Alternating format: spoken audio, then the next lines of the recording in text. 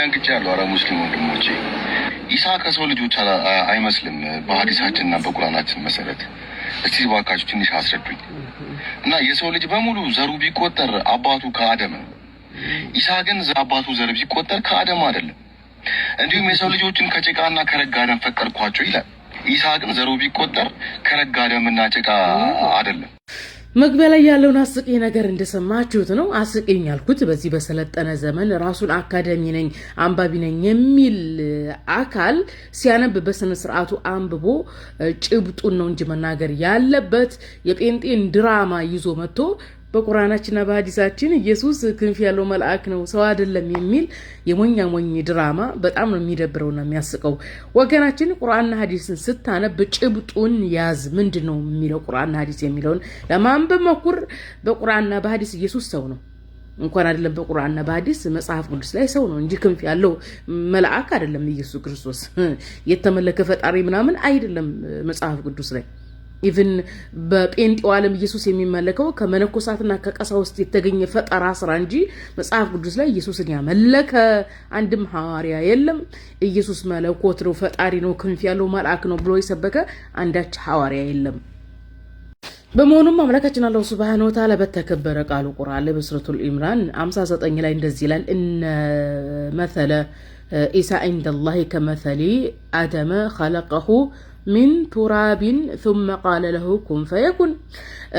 አላህ ዘንድ የኢሳ ምሳሌ እንደ አዳም ቢጤ ነው፣ ከአፈር ፈጠር ነው፣ ከዚያም ለእርሱ ሰው ሁን አለው ሆነ ይላል።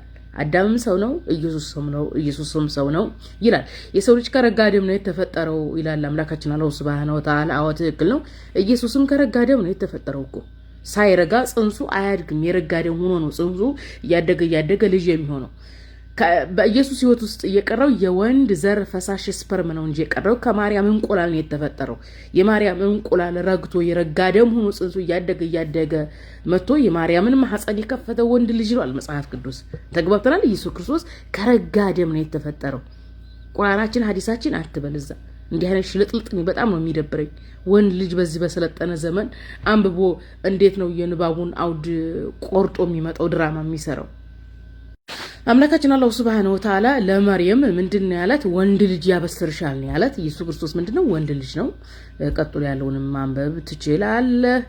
በሱረቱ ኒሳ ኢየሱስ ክርስቶስ ምንድነው? የአላህ መልእክተኛ ነው። የአላህ መልእክተኛ፣ እውነተኛ የፈጣሪ መልእክተኛ ነው ይላል።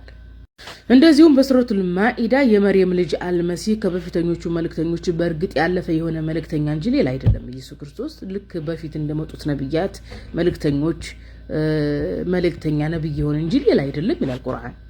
ብዙ ቦታ አለ። ለሳምፕል ያክል ነው በሱረቱል አንዓም 85 ላይ ወዘከሪያ ወያህያ ወኢሳ ወኤልያስ ኩሉ መን ሚነ ሳሊሂን ይላል። ስለዚህ ኢየሱስ ክርስቶስ ከነ ዘከሪያ ከነ ያህያ ከነ ኤልያስ ጋር አብሮ የተመራ መልእክተኛ እንጂ አንተ እንደምትቀጥፈው አይደለም። ሌላኛው አስቂኝ ነገር ፍጹም ነው ብለሃል። ኢየሱስ ፍጹም ነው የሚል የሐዲስም የቁርአን ማስተምሮ የለም። ከአምላካችን አላህ ሱብሃነሁ ወተዓላ ውጪ ፍጹም የለው። ምናልባት ኃጢያተኛ አይደለም ለማለት ፈልገ ከሆነ አው ኃጢያተኛ አይደለም። ምክንያቱም የኢየሱስ አያቱ የማርያም እናት ጸልያ ነበር፣ ጸሎት ዱዓ አድርጋ ነበር፣ ዙርያዬን ከሸይጣን ጠብቅልኝ ብላ ማለት ነው። ስለዚህ ኢየሱስ በሰይጣን ያልተነካው አያቱ ጸልያለት ነው። አንተ አያትህ ብትጸልይ ኖሮ እንደዚህ አትደናበርም ነበር። አየህ፣ የሰዎች የመልካሞች ቤተሰቦች አያቶቻቸው እንደዚህ ጸሎታቸው ተቀባይነት አግኝቶ ልጆቻቸው የልጅ ልጆቻቸው ከሰይጣን ይጠበቃሉ። ስለዚህ የኢየሱስ አያት ጸልያ ነው ኢየሱስ ከሰይጣን የተጠበቀው። በመጨረሻ ምልል ነበረው መጽሐፍ ቅዱስን እስኪ አንብብና ኢየሱስን አምልኩ፣ ለኢየሱስ ዘምሩ፣ ኢየሱስን አወድሱ፣ ኢየሱስ እግዚአብሔር ነው ብሎ የሰበከ ሐዋርያ ወይም ነብይ ወይም መጽሐፍ ቅዱስ አስተምሮ እስኪ አሳየን እንደው ስለፈጠረ። በቃ ጴንጤ በጊታር ኦርቶዶክስ በከበሮ ሲደለቅ ስለዋለ በቃ ኢየሱስ ሌላ መሰለህ? አንተ ከበሮና የጊታር ፍቅር ነው ያዘ።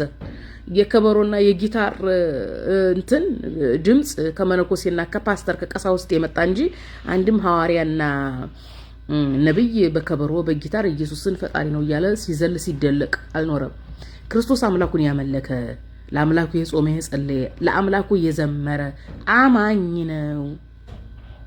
أشهد أن لا إله إلا الله وأشهد أن محمدا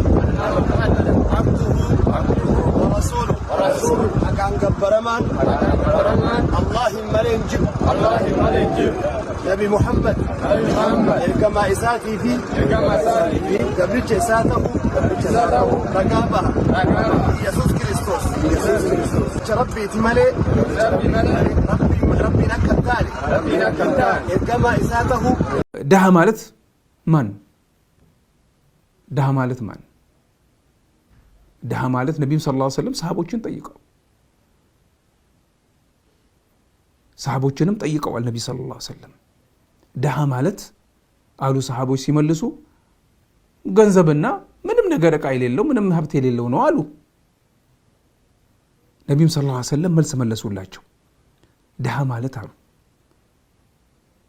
እንደዚህ እናንተ እንደምትሉት ሀብትና ገንዘብ ዕቃ የሌለው ሳይሆን የውመል ቂያማ ሲመጣ እሱ ይዞ የመጣው ድርጊቶቹ ኢባዳዎቹ እንደ ተራራ የተቆለሉ ሰላት ይሁን ዘካ ይሁን ምን ይሁን ግዴታውን ተወጥቷል ነገር ግን ስነ ምግባሩ ብልሹ ይሆነ አንዱን የተወሰኑ ሰዎችን ይሳደባል ሌሎቹን ይመታቸዋል ሌሎቹን ሐቃቸውን ይወስድባቸዋል ሌሎቹን ምን ያረጋል ምን ስነ ምግባር ዜሮ ማለት ለዚህ ሲባል ደሃ ማለት ገንዘብ የሌለው አይደለም ደሃ የሌለው ስነ ምግባር የሌለው ነው በቢሊዮኖች የሚቆጠሩ በሚሊዮኖች የሚቆጠሩ ሀብት ኖሮት ስነ ምግባሩ የተበላሸ ከሆነ ማን እዚህ ግባ ይለዋል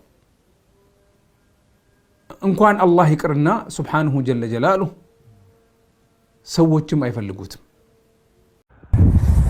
ከወዲያ ያለው ሰልሜ ሳልቀና ስላንቱ የሰማሁት የመጥፎነት ዜና ካንቱ ሰፊ ባህር ከዳሩ ዋኝቼ ያ ሀቢበላህ በፍቅሩ ሰለምኩኝ ሻሃዳን ሰጥቼ መጥፎን የሰማው የበፊቴ ጆሮ ይሄው ላለሁኝ ምን ነበር ያኔ በቀረ ደንቆሮ እንጂማ ያንቱ ስም እንኳን ሊጠለጠል በመጥፎ ሊነሳ አንጀት ነው የሚያላውስ ሩህ ነው የሚያርስ በጥሩ ቢወሳ የኔ ሙሐመዳ ጠላ ከለላይ ከጎኔ አይጥፉ ያ ረሱላህ እስከ ኻቲማይ ዝናውን ለሰማ ታሪኩን ለቃኘ አንቱን አለማፍቀር አንቱን አለመውደድ ማይቻል ነው ነብዬ اللهم صل وسلم على سيدنا ومولانا محمد